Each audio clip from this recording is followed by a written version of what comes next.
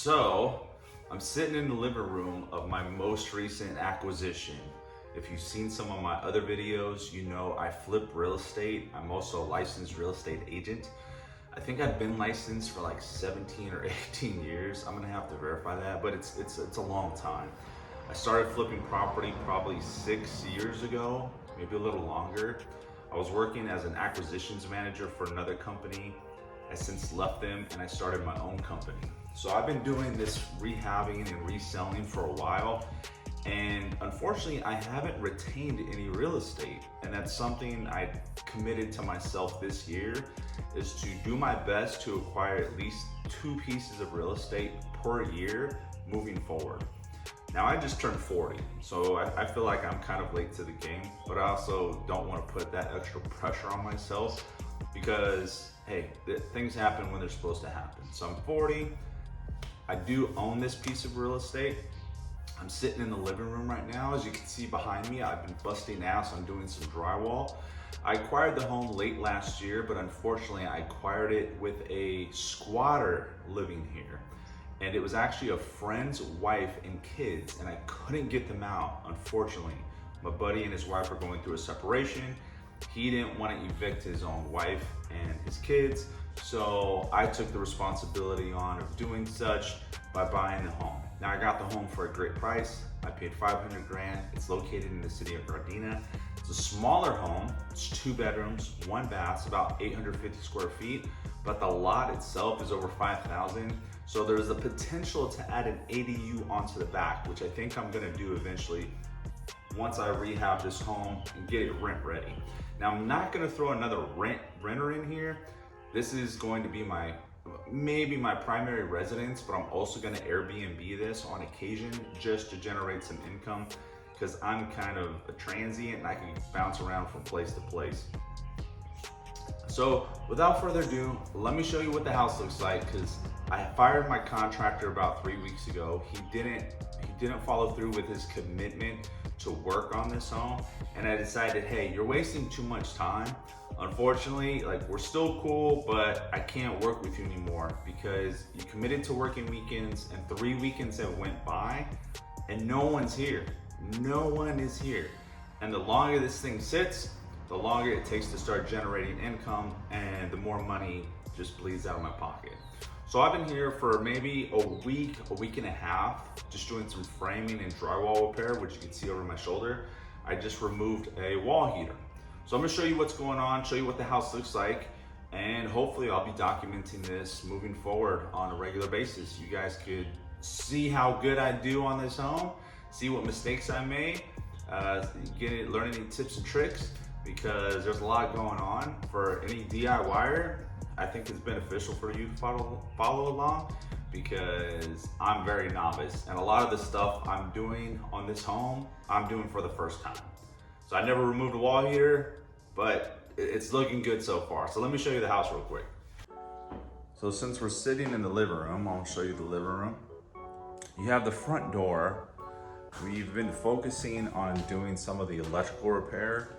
We do have some recessed lights in the ceiling that were already there. The windows are being replaced. Now this living room is kind of tiny, so I'll show you in a minute that we opened it up. Initially there was a wall heater here. I recently removed that. I removed the actual door frame itself to give a smoother transition into the hallway. The original kitchen living room had a wall that stopped there, and a wall that went all the way over there to there. So your transition into the kitchen was very tiny. We removed the walls. We put a beam up. I believe the beam is a 10-inch or 8-inch beam with a span of about 9 to 10 feet.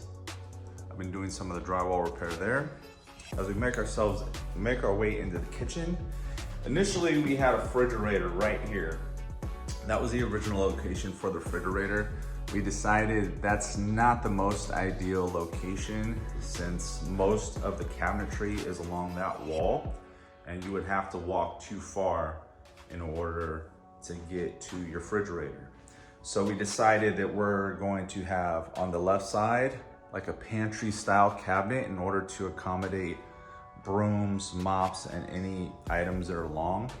On the right hand side, we're gonna have a lower with a countertop and able to accommodate like a microwave and some cups, and a small upper right there. As we make our way around the corner, we have what was the original laundry room, and you can see where the original wall was on the floor. So again, another weird opening, weird small room. And we decided to turn that to a stackable washer and dryer, which is going to be facing the door, because when you come into the kitchen, you don't want to see your washer and dryer protruding outward. You kind of want to hide it. So I'm going to custom make a panel. It's going to be about 28 to 30 inches this way in order to hide the stackable washer and dryer. This wall initially had a doorway in it right there that led to one of the bedrooms. We decided it's not the best location for a door, and if you're going to be going in and out of that bedroom, you could use a hallway. The door itself is getting replaced. I have that on site. This wall will be accommodating all of the cabinetry. It is a very small wall, so we're going to have a couple uppers. The refrigerator's going in the corner, microwaves going there, stovetop, countertop, small kitchen sink, dishwasher, and this is just going to be open in order to allow enough access for anyone to pass through between the washer and dryer and the counter. So yeah, I think we're doing some good upgrades in order to make the home much more inviting and comfortable and just user-friendly. It's going to be an eating kitchen. We're debating if we're going to build a bench in that corner or just have a dining table with some chairs. All right, let's go into the hallway. So this is the hallway. It's very small. Again, you got a little utility closet, probably for some towels. Again, that wall heater was right here, so I'm working on plugging that up. Important thing, when plugging up a wall heater, determine where your next unit's gonna be. We're gonna put a central heating and AC inside the attic. So there was a 1/2-inch gas service pipe in there. I just continued it up through the wall. Let me see if I can show you. And it pops out right there. So there's the gas line. It runs over there, and that's gonna make life easier for my HVAC guy. And don't forget your thermostat wire. So I have a Nest thermostat, it's gonna go right here. There is a certain height for this in order for the thermostat to determine how hot or cold the house is. So just be sure to check the height of that before you install it. I think mine's like 54 to 60 inches. All right, bedroom number 1. This is I believe the smaller bedroom. They're both about the same size. Original windows. We removed all of the baseboard and the case. So I do have to do some drywall repair in here. Overall, it's fine. It does have a back door that is leading to the backyard for some strange reason, but because this is a smaller room, we decided we're gonna replace this with a window, because more than likely your children are gonna be in this room, and you do not want your young kids having access to get in and out of the house without you knowing, right?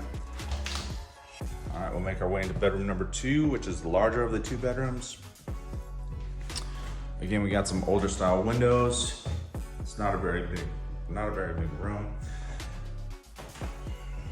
Some of the electrical work was done, so I gotta patch that. The previous owner was a tattoo artist and had a ton of items hanging in the wall, so there are probably 100 little small pinholes because he had artwork hanging up in the house. So this is where that doorway was. The doorway is getting sealed up. This is the back side of that laundry area. In order to get the ducting done properly, I had to encroach into the closet, which is something I didn't really want to do, but there was no real better use of space, especially with going with a stackable. So I have a telescopic duct that I'm installing. Now I just frame this in, it's gonna get drywalled. There's the gas line, it's gonna go under the house and duct to the side, so I'm working on that.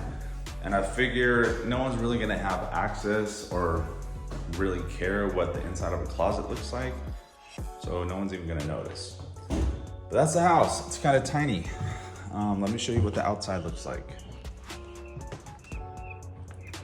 So initially when I purchased the home,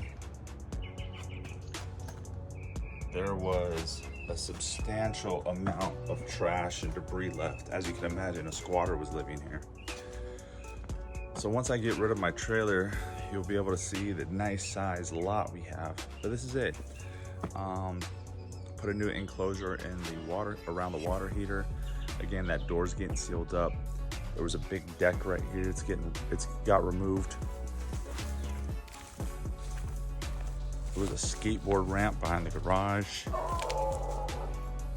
A lot of debris, trash. There's still a lot of concrete, things that need to be thrown away. But eventually it would be nice to put an ADU back here. Maybe something coming off of the garage, something small, like maybe a 2-bed, 1-bath, or maximizing the space and putting a 3-bedroom, 2-bath, or 3-bedroom, 1-bath. It's all gonna depend on what happens. But I'm working on the drywall right now. We're gonna get back on it. I need to replace this door with that door that's over there, and replace this window before I can continue with the drywall in the kitchen. So right now we're gonna move kind of quick today, but I just wanted to get you guys an update as far as what's going on, because I don't update you guys. And with any luck, I'll get you guys another video here real soon as I make some more progress.